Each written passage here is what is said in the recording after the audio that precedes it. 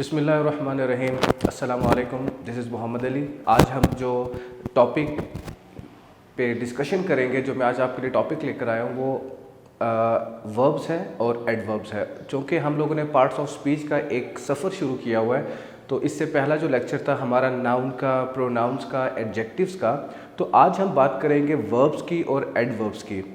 कि स्टूडेंट जो है वो एमसीक्यूज़ में और जो वाइल राइटिंग, क्रिएटिव राइटिंग, जब वो ऐसे लिखता है, रिपोर्ट राइटिंग लिखता है या पैराग्राफ लिखता है या कोई ऐसा कंटेंट लिखने की कोशिश करता है जो कि क्रिएटिव होता है, जो उसको उसके माइंड को ट्रांसलेट कर रहा होता है, वहाँ पे वो एडवर्ब्स की, एडजेक्टिव्स की, वर्ब्स की इतनी गलती करता है जो कि वो उसके हिसाब से वो इग्नोर करता है। तो आज मैं आपको बताऊंगा कि हमने किन चीज़ों को मद्देनज़र रखना है, जिसके बाद हमारा जो सेंटेंस स्ट्रक्चर है वो अच्छे से हो सकता है। ठीक है, तो लेट्स बिगिन। सबसे पहले हम बात करेंगे वर्ब्स की, टेकिंग एडजेक्टिव्स एंड एडवर्ब्स। अब ये चीज़ आपके लिए थोड़ी सी कंफ्यूजिंग होगी कि वर्ब्स में एडजेक्टिव्स किधर से आ गए।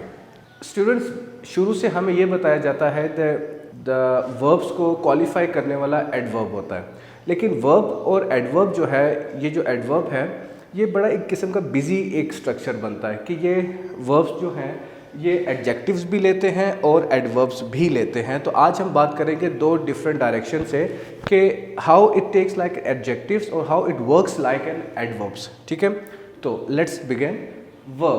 वर्ब जो है असल में ये दो चीज़ों में तकसीम हो गया, स्टेटिव और एक्शन में। कि एक स्टेटिव होता है और एक एक्शन वर्ब होता है। अब स्टेटिव वर्ब क्या होता है? स्टेटिव वर्ब होता है कि विच डिनोट स्टेट, इमोशन, परसेप्शन और पोजेशन, कि वो वर्ब जो आपकी एक स्टेट बताता है, not action. For example, if I feel, I am not moving but it is feeling something. अगर मैं बात करता हूँ, जैसे कि मैंने यहाँ पे लिखा, जैसे ये एग्जाम्पल में हम मूव करेंगे, सबसे पहले देखेंगे जो हमने स्टेटिव जो वर्ब है ये स्टेट से निकला है, स्टेट। ठीक है, जैसे आई नो हिम। अब ये जो नो लिखा हुआ है, मैं उसके बारे में एक मालूमात रखता हूँ, मैं उसको जानता हूँ, मैं उसको पहचानता हूँ। इसका मतलब ये है कि आपकी स्टेट है, कोई एक्शन शो नहीं हो रहा है इसमें कोई एक्शन नहीं। You are not moving from one place to another, you are not fighting, you are not speaking, but you know him, this is something state. Okay, उसके बाद ही लाइक्स टू स्विम।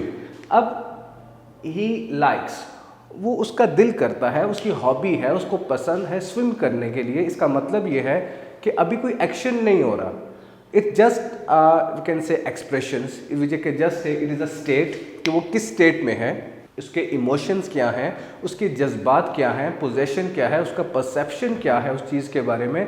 तो इसके लिए हमें एक्शन की ज़रूरत नहीं पड़ती, बल्कि हमारी स्टेट होता है, ये भी वर्ब्स होते हैं, लेकिन ये स्टेटिव वर्ब्स होते हैं। क्लियर? अब हम बात करेंगे एक्शन वर्ब्स की। Action verb on the other hand action show करता है, कोई हरकत शो करता है, कि आपकी मूवमेंट शो करता है, आपका हिलना, आपका आना जाना, चलना फिरना, कोई भी एक्शन हो रही है, कोई भी हरकत हो रही है, तो उसको हम एक्शन वर्ब्स कहते हैं। फॉर एग्जाम्पल, ही कंप्लीट्स, ये एक एक्शन शो कर रहा है, जाहिर है उसने कोई काम करना है, तेज़ी से करना है, जल्दी करना है। He completes the work on time, अगर वो वक्त पे अपना काम ख़त्म कर रहा है, इसका मतलब ये है कि वो कोई एक्शन कर रहा है।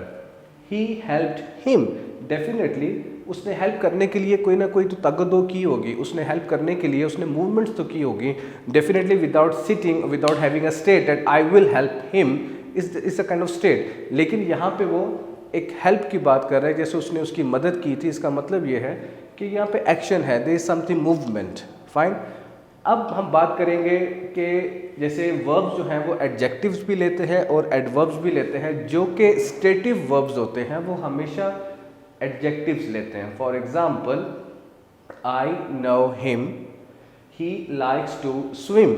ठीक है, तो ये उसको क्वालिफाई कर रहे हैं, इसको नहीं कर रहे। How you know him, no को नहीं क्वालिफाई कर रहे, लाइक्स को क्वालिफाई नहीं कर रहे, बल्कि ये एडजेक्टिव को क्वालिफाई कर रहे हैं। जैसे अगर हम बात करें कि माई वॉच इज़ एक्सपेंसिव। अब एक्सपेंसिव जो है ये वॉच है, अब हम कहें my watch is so expensive, so means very big, सबसे ज़्यादा, बहुत महंगी। So this is kind of adverbs और एडजेक्टिव। तो इस पे बात करेंगे कि एक्शन हमेशा एडवर्ब लेता है, अगर हम एक्शन की बात करेंगे तो हम उसके बाद हमेशा एडवर्ब आएगा। अगर हम किसी स्ट्रेट वर्ब की बात करेंगे विदाउट एक्शन तो वो हमेशा एडजेक्टिव लेगा। Let's move towards examples. She looks. अब प्रॉब्लम क्या आती है, अभी एग्जाम्पल्स से पहले मैं आपको बताऊं कि इसकी आपको इसका स्कोप क्या है कि कई दफ़ा MCQs में आपके पास एक ऐसा एक सेंटेंस आ जाता है जिसमें अंडरलाइन होता है एक word and you have to identify either it is verb और एडवर्ब, ठीक है, या एडजेक्टिव। तो बच्चा कहता है वर्ब के बाद तो एडजेक्टिव आ ही नहीं सकता, तो ये एडवर्ब ही होगा, तो आपका वो सेंटेंस गलत हो जाता है या वो MCQs आपका गलत हो जाता है। तो हम बात करेंगे जिस तरह मैंने बताया कि जो स्टेट है वो एडजेक्टिव लेगा, एक्शन एडवर्ब लेगा। क्लियर? जैसे शी लुक्स ब्यूटिफुल या beautifully, this is adverb, this is adjective. अब लुक्स जो है ये हमारे पास एक स्टेट है। If someone looks beautiful, if someone looks handsome, तो उसमें वो एक्शन नहीं हो रहा। क्लियर? तो ये हमारे पास एडजेक्टिव लेगा, एडवर्ब नहीं लेगा ये, ठीक है। उसके बाद ही सैंग ब्यूटीफुल ब्यूटीफुली। अब sang a song, definitely there is an action, action is going on, वो गा रही है, तो गाना एक एक्शन है, it is not a state, something is moving her mouth. तो हम ये एडजेक्टिव है, ये तो नहीं हो सकता, ये एडवर्ब में चला जाएगा क्योंकि she सैंग beautifully. Number third, she was looking angry और एंग्रीली। अब she was looking angry means I am talking about her face expressions.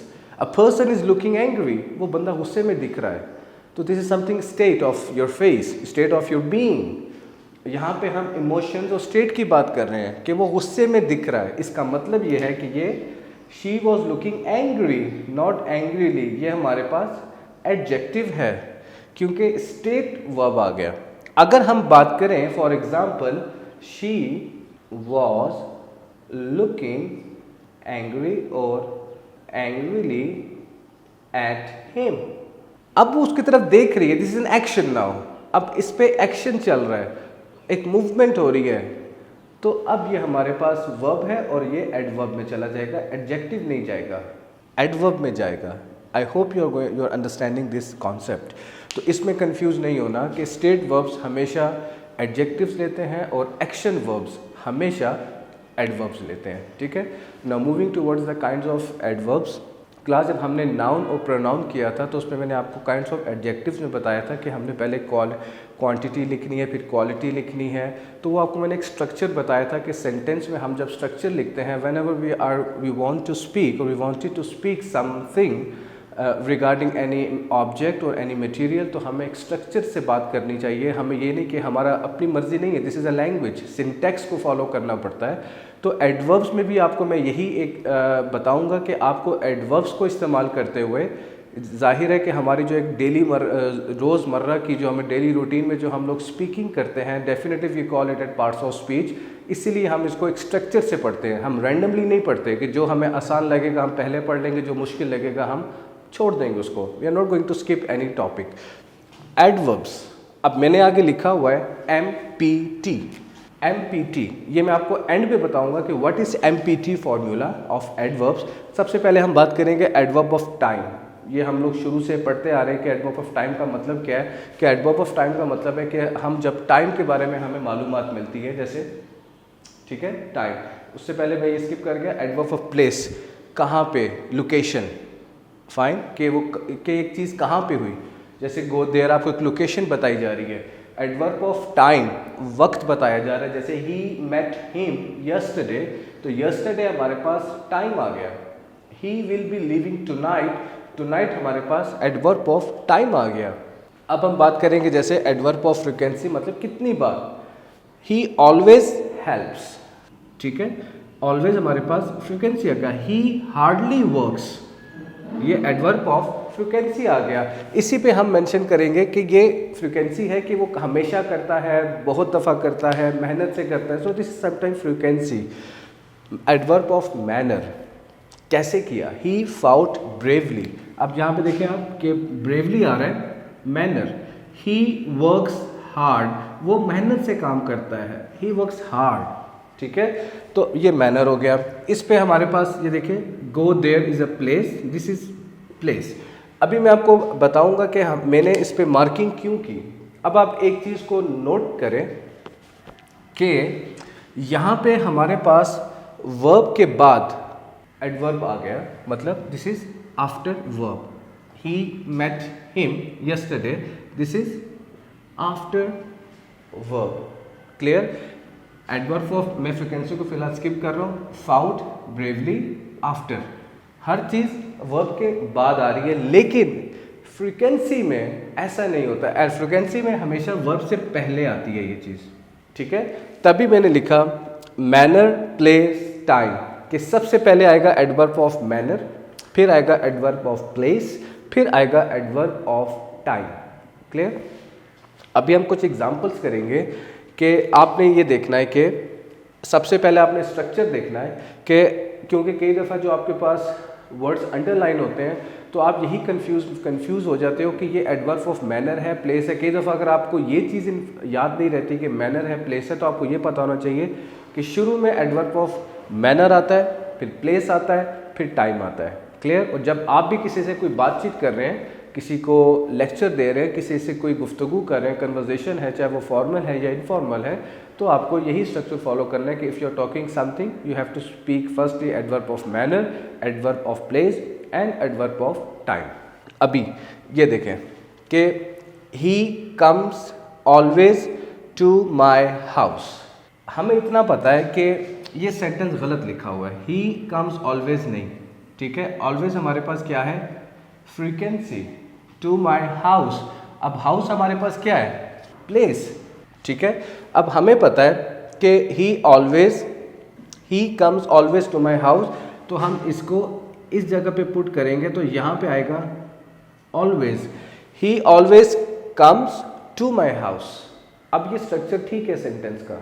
और वो बच्चे जिन्होंने एफएससी के बाद अपने मेडिकल का टेस्ट देना है, यूनिवर्सिटीज़ का टेस्ट देना है, तो उसमें अक्सर इस तरह के सेंटेंसेस दिए जाते हैं कि जहाँ पे ये बताया जाता है कि आप इस सेंटेंस को करेक्ट करके लिखो। तो बच्चा कहता है ये तो ठीक लिखा हुआ, इन्फॉर्मेशन तो ठीक है, but they are not judging there the information, they are judging और टू हाउ टू और मेक अ पर्सन और how a person can tackle the structure of the sentence. Clear?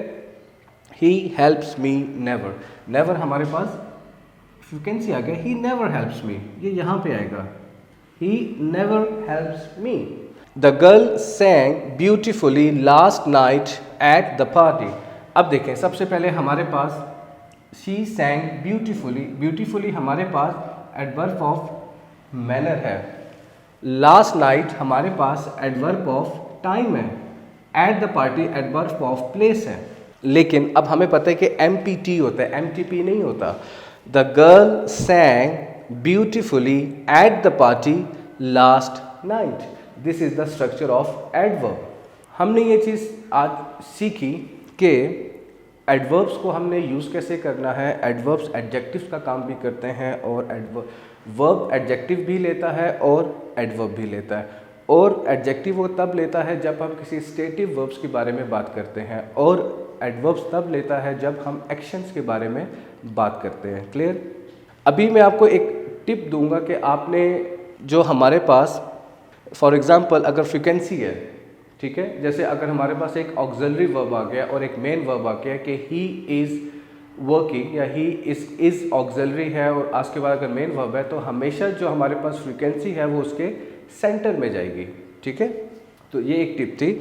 लेकिन आपने इस चीज़ को मेंशन रखना है, एडवर्ब्स का आपने MPT का फॉर्मूला याद रखना है कि आपने अगर स्ट्रक्चर को चेंज करना है, स्ट्रक्चर को आपने आइडेंटिफाई करना है, तो आपको पता होना चाहिए कि आप जब सेंटेंस लिख रहे हैं, चाहे वो क्रिएटिव राइटिंग में है या वो किसी रिपोर्ट राइटिंग में है, पैराग्राफ में है, एसे में है, तो आपने अगर किसी के बारे में इंफॉर्मेशन पुट अप करनी है, you have to follow this structure, then you have right to score 100% marks. Clear?